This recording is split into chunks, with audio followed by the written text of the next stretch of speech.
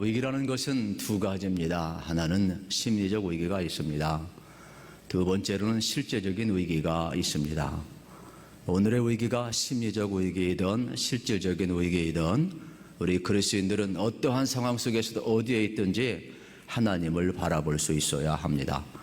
저는 오늘 말씀을 준비하고 또 전하면서 우리 성도님들을 향해 또 이민족을 향해 간절히 기도하고 있습니다. 우리 하나님께서 이 땅을 긍휼히 여겨주시고 우리 모든 백성과 우리 성도님들 건강을 지켜주시고 또 이 험한 세상을 이기고 나갈 수 있도록 힘과 또 능력을 달라고 기도하고 있습니다. 어떠한 상황 속에서도 좌절하지 아니하고 용기를 내어서 우리 영적 순례의 길을 힘차게 걸어갈 수 있어야 할 것입니다. 저는 말씀을 준비하면서 시편 62편 1절과 2절에 있는 말씀을 묵상을 하게 되었습니다. 우리 한번 같이 말씀을 읽었으면 좋겠습니다. 나의 영혼이 잠잠히 하나님만 바라며 나의 구원이 그에게서 나오는도다. 오직 그만이 나의 반석이시요 나의 구원이시요 나의 요새이시니 내가 크게 흔들리지 아니하리로다. 아멘. 이러한 상황 속에서 시인처럼 우리가 하나님만 바라볼 수 있다면 얼마나 좋겠습니까? 저는 정말로 이러한 때 우리가 하나님만 바라보는 신앙의 내공이 있어야 된다고 생각을 합니다. 우리 하나님께서 여러분 마음 가운데 다가오시고 또 세상이 줄 수 없는 평안을 꼭 주실 줄로 믿습니다. 요즘같이 어려운 시대에 우리가 얼굴 피고 산다는 건 참 어렵습니다. 그러나 저는 이 시간 여러분들에게 한 가지 제안을 하고자 합니다. 우리 얼굴 한번 피고 삽시다. 이렇게 제안을 하고 싶습니다. 얼굴은 내 것입니다. 그러나 표정은 내 것이 아닙니다. 우리가 여러분 많은 사람들이 바라보고 있는 것은 우리의 얼굴 같지만 사실은 얼굴이 아니라 표정이라는 것을 알아야 됩니다.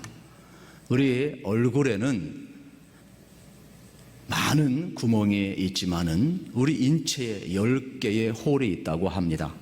그런데 얼굴에는 7개의 구멍이 있습니다. 그걸 굴이라고 표현을 합니다. 두 눈이 있잖아요. 두 귀가 있잖아요. 두 코가 있잖아요. 그리고 한 입이 있다라는 사실입니다. 그런데 왜 이 굴 속에는 뭐가 있느냐? 얼이 있다고 그래서 얼굴이라 이렇게 표현을 하는 겁니다. 이렇게 얼굴 안에는 여러분 7개의 굴이 있다라는 사실입니다. 무엇보다도 얼굴은 여러분 내 것이지만은 표정은 내 것이 아님을 항상 잊지 말고 살아야 합니다.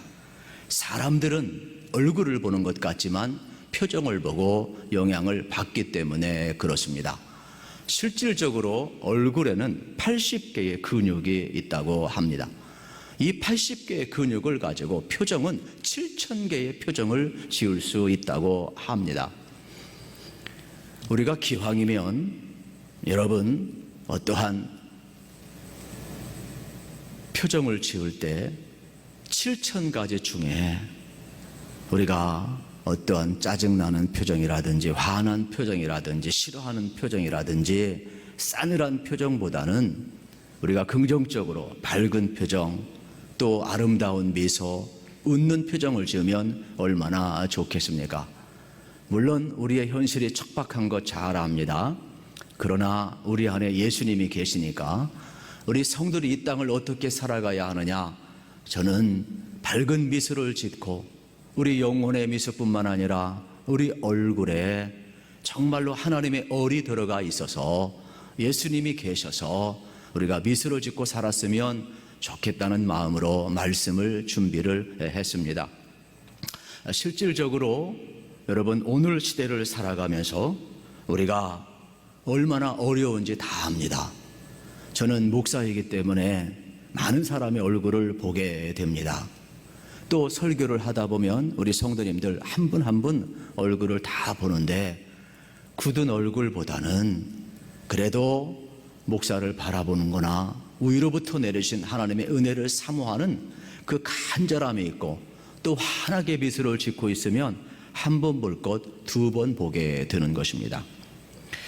우리 인생 살아가면서 여러분 안에 예수님이 계시다면 아무리 현실이 어렵고 힘들어도 여러분 예수님 때문에 웃을 수 있고 또 환한 미소를 짓고 꼭 살아가기를 우리 주님의 이름으로 축복합니다. 성경에서 가장 아름다운 모델을 누구를 들고 있느냐? 스데반을 들고 있다는 사실입니다. 이보다 아름다운 표정은 없는 것 같습니다. 스데반 집사의 모습을 천사의 얼굴이라고 표현을 합니다. 우리가 어린아이 바라볼 때마다 빵긋빵긋 웃는 모습을 보면 천사와 같다라고 표현을 합니다. 실질적으로 여러분 스데반에게도 이런 어린아이와 같이 또 천사와 같은 얼굴이 있었다라는 사실입니다. 그렇다면 오늘 우리들도 마찬가지 아니겠습니까? 도대체 스데반은 어떠한 상황 속에서 천사와 같은 얼굴을 했을까요? 성경은 우리에게 엄청난 도전을 주고 있습니다. 복음을 전하다가 핍박을 당하고 이제 7장까지 강해를 들어가 보면 순교하는 장면에서도 스데반은 웃고 있다라는 사실입니다. 그래서 하나님을 향하여 그의 영혼이 열려 있기 때문에 육신적인 고통과 모든 핍박의 상황 속에서도 천사와 같은 미소를 짓고 있는 것입니다. 오늘 우리들도 기억을 해야만 합니다. 오늘 15절에 보면 놀라운 고백이 나옵니다. 공의 중에 앉은 사람들이 다 스데반을 주목하여 보니 그 얼굴이 천사의 얼굴과 같더라 그랬습니다. 성경이 증언하는 내용은 여러분 지금 누가 스데반의 얼굴을 주목하여 보고 있습니까? 공의 중에 앉은 사람들이랍니다. 그러면 공의 중에 누가 앉았습니까? 스데반을 핍박하던 사람, 유대교의 사람들, 권력을 가진 사람들. 어떻게 하면 스데반의 죄목을 찾아내서 스데반 꼼짝 못하게 하고 다시는 예수를 전하지 못하게 하려는 그러한 시퍼런 사람들이에요. 그런데 이러한 편견과 목적을 가지고 공의원들이 스데반을 바라보는데 스데반의 얼굴이 천사와 같았다 이렇게 표현을 하고 있는 것입니다. 우리는 이 말씀 앞에 엄청난 도전을 받고 있습니다. 얼굴은 내 것이지만은 표정은 내 것이 아니구나. 이 스데반 집사를 바라보는 이 공의원들의 놀라운 변화를 성경은 우리에게 계속 증언하고 있습니다. 오늘 우리가 본문을 통하여서 정말로 예수 그리스도의 십자가와 예수 그리스도의 부활을 간직하고 어떠한 상황 속에서도 천사의 미소를 잃지 않았던 이 스데반 집사를 우리는 바라보고 본받아야 될 것입니다. 그래서 그 성도는 누굴까요?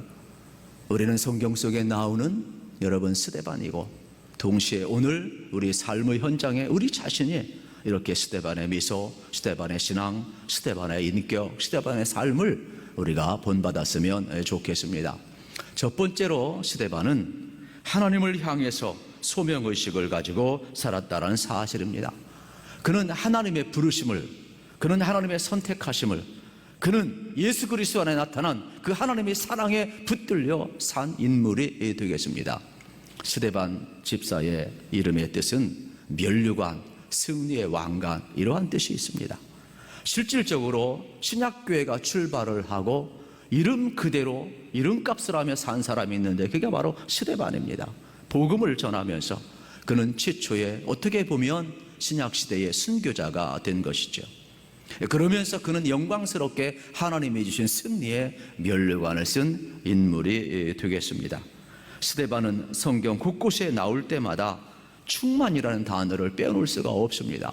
오늘 본문 8절에 보아도 놀라운 고백이 나옵니다. 그는 은혜와 어떻게 보면 권능에 충만했고 10절에 보아도 지혜와 더 나아가서 여러분 성령이 충만했다라고 말씀을 합니다. 또 다음에 살펴볼 7장 55절에도 성령에 충만한 사람이라고 소개하고 있다라는 사실입니다. 여러분 스데반은 우리가 잘 아는 것처럼 초대교회 7명의 일꾼 가운데 들어갔는데 이 대부분의 출신들은 디아스포라 유대인이었습니다. 흩어져 살다가 다시금 예루살렘에 와서 그들이 교회 일꾼으로 세움을 받았다는 것은 엄청난 역사가 있는 겁니다. 그러면은 이미 우리 앞부분에서 예루살렘 교회가 일꾼을 세울 때 기준이 뭐였어요? 성령과 지혜가 충만한 사람이었다 그랬습니다. 그러면 스데반이 여기 7명에 들어갔다는 것은 오순절 마가다락방에 성령을 체험했다는 겁니다. 성령을 체험한 사람들은 예수 그리스도가 우리가 기다리는 메시아이고, 예수 그리스도의 십자가의 사건이 우리를 구원한 사건이고, 예수님이 부활하셔서 믿는 자들에게 영원한 생명을 주심을 분명히 체험한 인물이 되겠습니다. 그렇기 때문에 초대교회는 스데반을 일꾼으로 세웠습니다. 스데반은 동시에 예수 그리스도를 향한 신앙뿐만 아니라 그의 성품도 인정을 해서 일꾼으로 당선이 된 것입니다. 그래서 성경은 곳곳에서 믿음과 성령에 충만한 사람으로 소개하고 있습니다. 두 번째로는 복음의 얼굴을 가지고 살아간 인물이 되겠습니다. 복음이 들어간 사람은 얼굴이 다릅니다. 스데반이 성령 체험하기 전까지는 이러한 모습 아니었을 겁니다. 그러나 성령을 체험하고 복음에 붙들리고 스데반의 모습을 표현할 때 은혜 충만, 성령 충만, 능력 충만, 믿음 충만, 심지어 천사의 얼굴이라고 이야기를 하고 있습니다. 여러분, 스데반은 디아스포라 유대인이라고 분명히 말씀을 드렸습니다. 그런데 스데반을 수많은 고난과 어떻게 보면 떠들이 생활을 수없이 했을 터인데 그가 한결같이 천사의 미소를 지니고 살 수 있었던 이유는 예수님 위에는 설명할 길이 없습니다. 복음 위에는 설명할 길이 없습니다.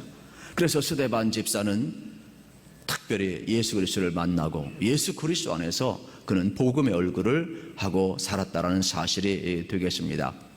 세 번째로 스데반은 특별히 하늘의 공급을 받는 삶을 사는 인생이었다는 사실입니다. 8절에 보시면 스데반이 은혜와 권능이 충만했다 그랬습니다. 사람이 살아가는 힘의 원동력이 각각 다 다릅니다. 여러분, 우리가 이 땅을 살아갈 때 때로는 물질도 필요하고 인맥도 필요하고 권력도 필요하고 또 자기의 여러분 수많은 지식과 경험과 스펙도 필요할 것입니다. 그런데 스데반이 살아가는 것을 보면 하늘로부터 은혜를 공급받고 있고 하나님으로부터 능력을 공급받고 살고 있다는 것입니다. 오늘 우리 성도들이 믿음을 이야기합니다. 하나님을 이야기합니다. 그러나 우리의 목표의 하나님의 나라보다는, 예수님보다는, 하나님의 은혜와 능력과 권능보다는 세상 사람들이 이야기하는 물질과 명예와 성공과 세상의 쾌락이 오늘 우리의 힘의 원동력인 사람이 너무나 많다는 것을 우리는 자문자답을 해야 합니다. 정말로 스데반은 하나님을 바라보며 하나님 힘과 능력으로 그의 삶의 에너지를 삼았다는 사실이에요. 그렇다면 오늘 우리 그리스도인들이 이 땅을 살아가는 힘의 원동력이 뭡니까? 위로부터 오는 하나님의 힘입니까? 아니면 권능입니까? 아니면 세상에 있는 물질과 권력과 세상의 어떤 여러분 힘과 지식입니까? 우리는 본문을 통해서 우리가 사는 힘이 어디로부터 오는가를 물어야 되는 것입니다.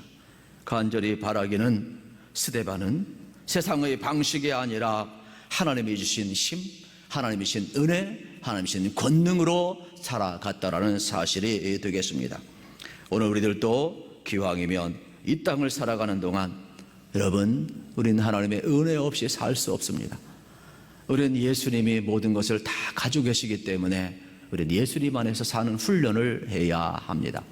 그래서 스데반처럼 우리가 살아가야 될 이유가 여러분 딴 데 있지 아니하고 하나님으로부터 은혜와 능력과 힘과 권능을 통해서 꼭 이 땅을 살아갈 수 있기를 우리 주님의 이름으로 축복합니다.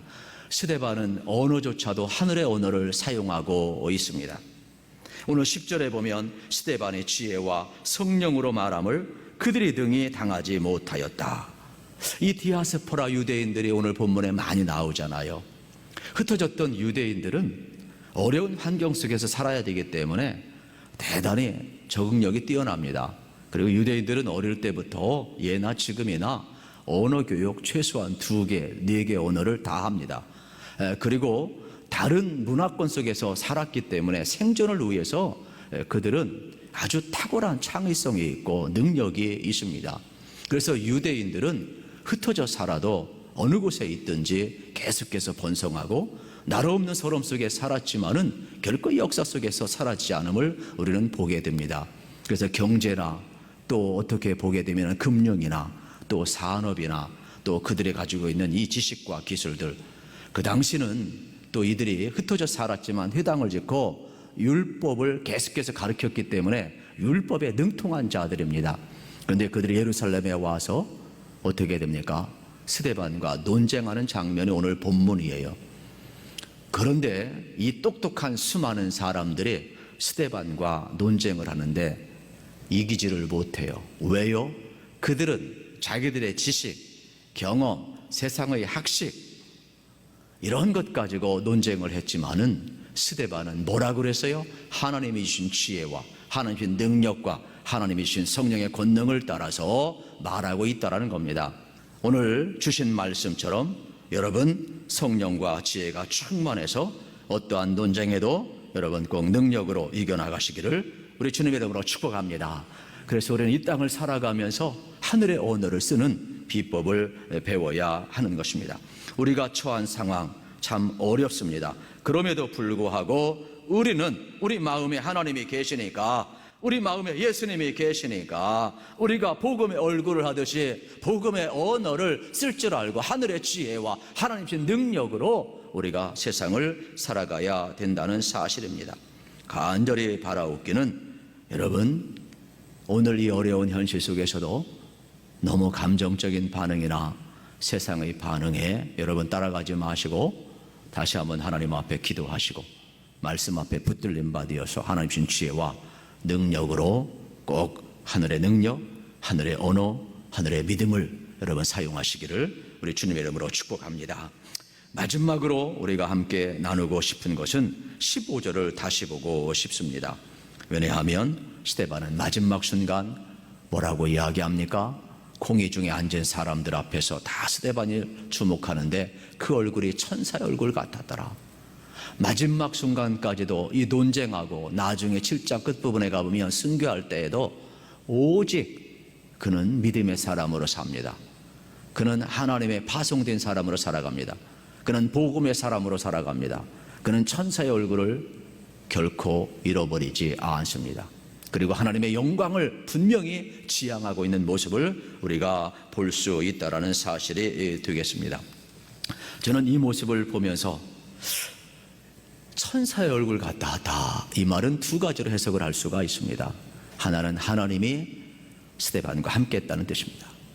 두 번째는 스데반의 내면에 하늘의 기쁨이 가득 차서 밖으로 나왔다는 뜻이 되겠습니다. 우리 이 땅을 살아가면서 우리는 기억해야 합니다. 항상 하나님의 임재 가운데 서야 합니다. 하나님이 붙들어야 합니다.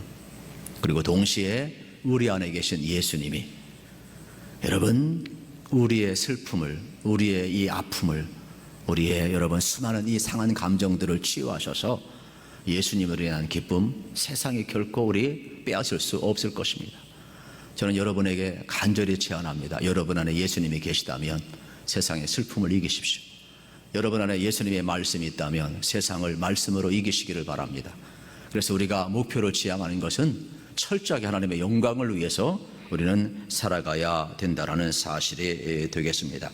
시편 23편 4절에 보게 되면은 다윗은 이렇게 고백하잖아요. 내가 사망의 음침한 골짜기를 다닐지라도 해를 들어야 할 것은 주께서 나와 함께 하심이라. 주의 지팡이와 막대기가 나를 안위하시나이다.